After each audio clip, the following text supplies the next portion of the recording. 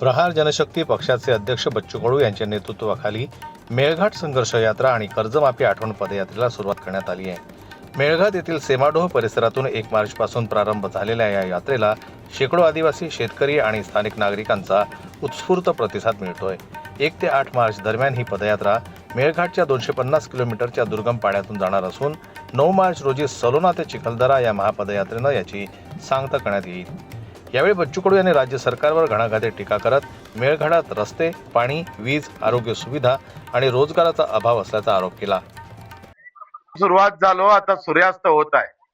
चंद्राचा प्रकाश आला, पण गावात लाईटचा प्रकाश कधीच भेटला नाही. आयुष्य मागून आयुष्य गेलं, पिढ्याच्या मागून पिढ्या गेल्या, पण लाईट नावाचा प्रकाश या गावानं कधीच पाहिला नाही. आम्ही एका इकडे चंद्रावर जायच्या गोष्टी करतो, विकसित भारत म्हणून बोलतोय, याच्या मार्फत आम्ही सगळा देश जिंकून पाहतोय, पण मेळघाट तुम्हाला जिंकता आला नाही, त्याचे दुःख तुम्हाला समजू शकले नाही. याच्यासारखी दुर्दैवी गोष्ट नाही. धर्माच्या नावावर, जातीच्या नावावर मत घेऊ शकणार, पण या लोकांच्या खऱ्या अर्थानं यांच्या समस्यावर मत घेणारी यंत्रणा निर्माण करा.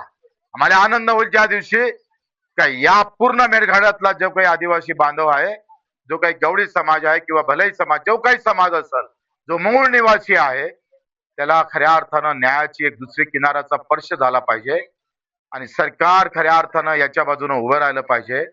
आम्ही एक दिवस लाईट नसला तर अख्खं कुटुंब आम्ही सांगतोय संतापानं लाल होऊन जात. 75 वर्ष निघून गेले, अजूनही संताप नावाची गोष्ट मुकाट्यानं सहन करून चलता है, कल आएगा, परसों आएगा ऐसा करताय. असं चालत चालत आदिवासी वेळ काढत आहे, दिवस काढत आहे. उद्या लाईट येईन, परवा लाईट येईन. बाजूनं 2 किलोमीटरवरून विद्युतचा पोल जाते, बाजूनं 2 किलोमीटरवर लाईट आहे. MP मध्ये रस्ते आहे, लाईट आहे, सगळंच आहे, पण महाराष्ट्र मात्र छत्रपतीचा म्हटल्या जातोय. आपण या छत्रपतीच्या महाराष्ट्रामध्ये हा अन्याय होत असेल तर उस तलवार जिस हिसाब से छत्रपति ने चलाई थी, उस हिसाब से ये आंदोलन चलने वाले हैं. हम वो ताकत से चलाएंगे, बहुत ताकत से चलाएंगे. एक तर आम्ही एकटं फॉरेस्ट आपण घेरू, नाही तर उद्या संध्याकाळी आम्ही फॉरेस्ट ऑफिसला घेतल्याशिवाय राहणार नाही.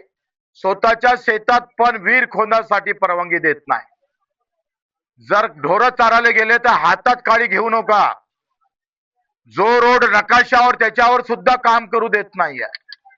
पाईपलाईन आली, विहीर आहे, पाणी आहे, सगळं आहे, लाईन भेटली, सगळं आहे, पण 200 मीटरचा पाईपलाईन टाकायची पण परवानगी देत नसाल आणि पाणी हा धर्म असून सुद्धा सैतानासारखे वागत असाल तर खबरदार, हम कटने को भी तयार आहे आपके खिलाफ.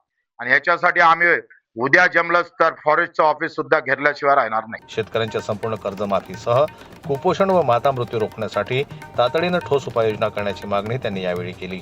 9 मार्चपर्यंत सरकारनं मागण्यांची दखल घेतली नाही तर आंदोलनाचा पुढील टप्पा अधिक तीव्र करू असा इशारा त्यांनी यावेळी दिला.